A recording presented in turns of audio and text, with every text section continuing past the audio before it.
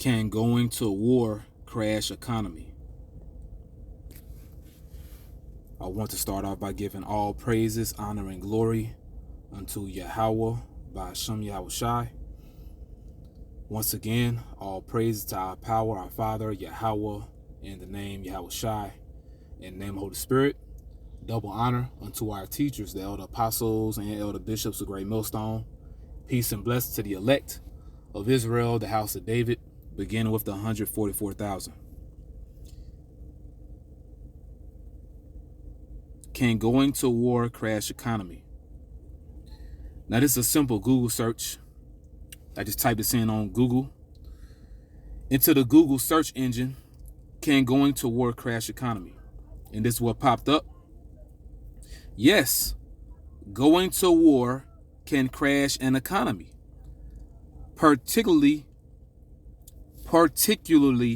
if the conflict is prolonged, intense, or disrupts critical supply chains. And this may be the play. This may be the route that the wicked lead of Esau, Edom are going with this war between America and Israel against Iran. This may be the play. We're going to see. This is something that we're going to continue to watch, Lord willing, as it all unfolds. All right? Let's read this again. Yes, going to war can crash an economy, particularly if the conflict is prolonged, intense, or disrupts critical supply chains. As brothers have been going into as of late, the Strait of Hormuz. The Strait of Hormuz is blocked. All right. Salak, if I'm not saying that, that word correctly. All right. But it's blocked. Matter of fact, let me look that up real quick. Give me a second here. I'll just pull up another tab.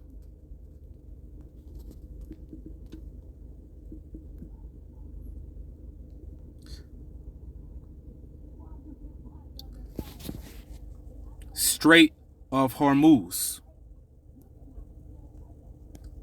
All right, let's type in is blocked.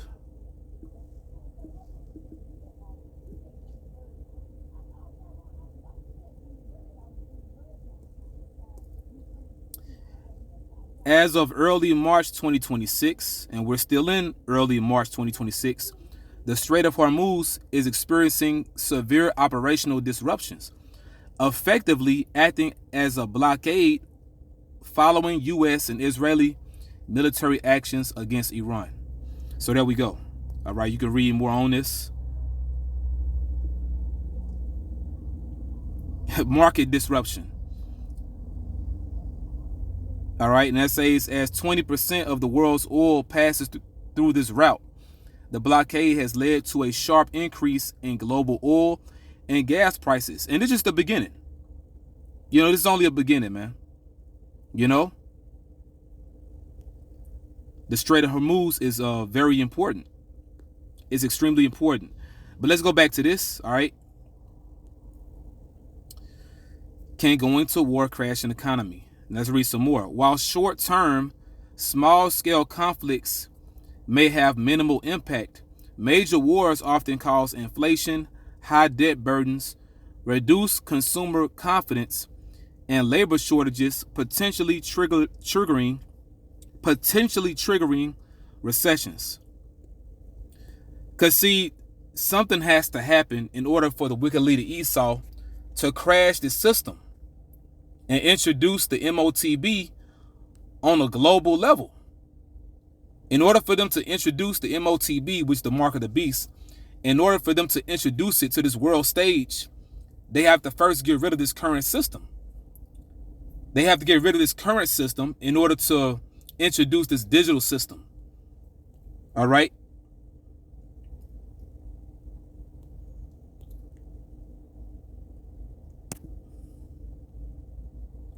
Zephaniah chapter 1 verse 11. Howl, which means to cry, ye inhabitants of Maktesh, for all the merchant people are cut down, all they that bear silver are cut off.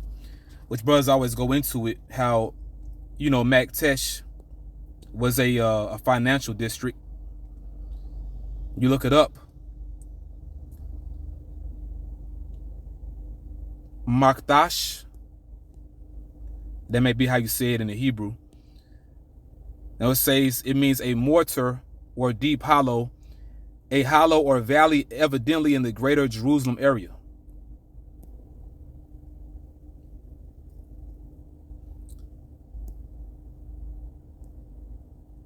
But yeah, they're only telling you so much. But anyway, very soon we're gonna witness a global market, meltdown.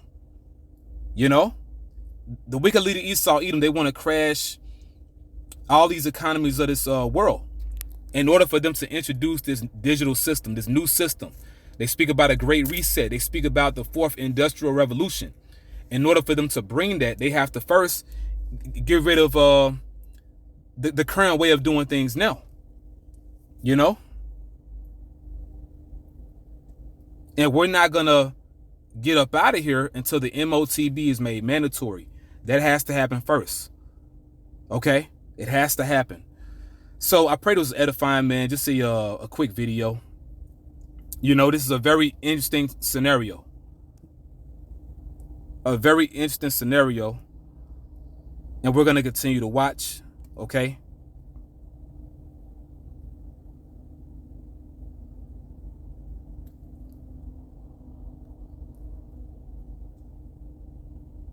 Yeah. Strait of Hormuz closed. And